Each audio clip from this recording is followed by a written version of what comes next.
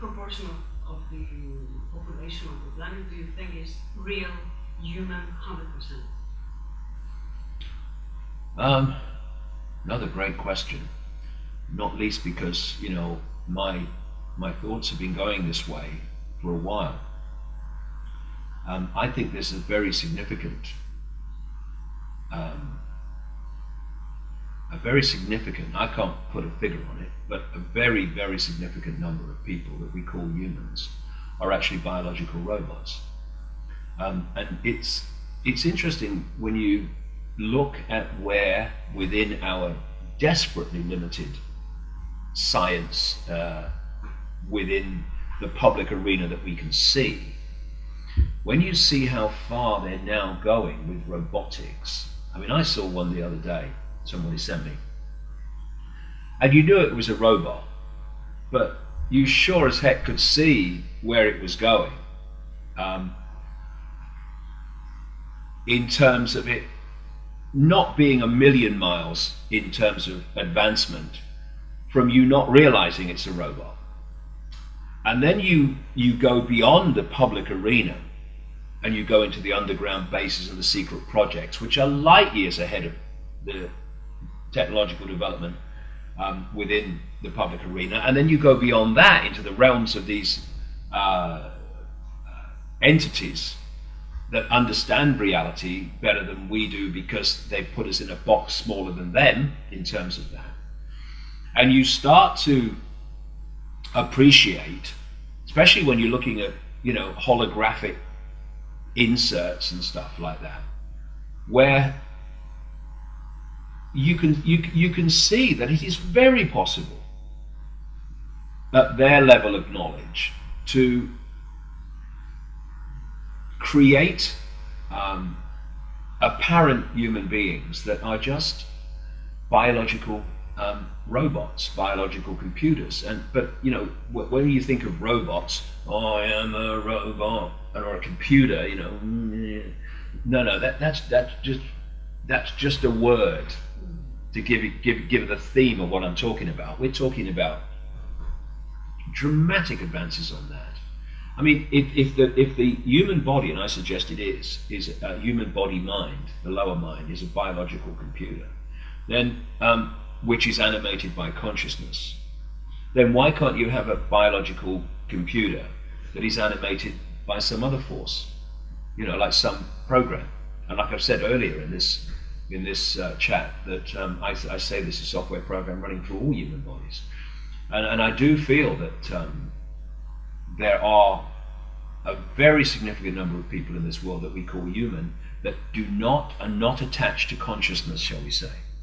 They are purely biological software playing through, and not something that we would call human in our perception of human. Can we distinguish them from real human? Is there any sign? Well, I think when you are connected to any form of consciousness, then especially any expanding consciousness, then there's a sparkle in the eye. There's life. You feel life coming off people. And you know, I've noticed over the years that some people have what we call good vibes, some people have what we call bad vibes or negative vibes, but there are a certain group that have no vibes. It's like they're dead. It's like a dead zone, and that could quite possibly be it. But see, the thing is that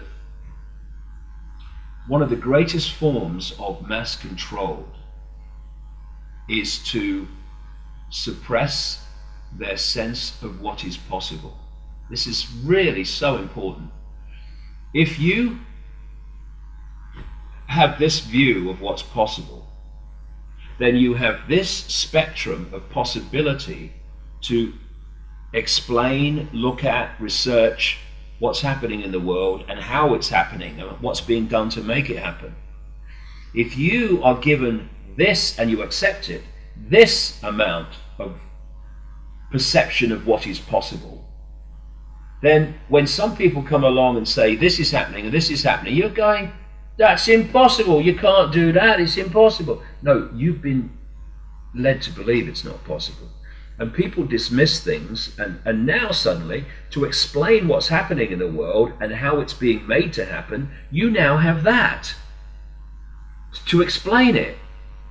And that's why there are so many mysteries in the world, because there's very little you can explain about the wider happenings in the world from that perception of what's possible. But once you do that, now you can see not only what's happening, you can see how it's being made to happen. And so they work very, very hard on suppressing the human perception of what's possible. And that's why you see, I mean, a number of people that have laughed in my face at things that are provable fact in terms of what's technically logically possible. But because they don't know that, they laugh at it, even though you can say, look at it, there it is, it's happening. And suppression of the possible is very, very fundamental to the control. And this is where education comes in. This is why they control the education system, and it's not an education system, it's a programming machine, a programming and a suppression of perception machine. That's what it is, and that's why they do it. I mean, the suppression of the sense of the possible happens from the earliest age when you enter the education system.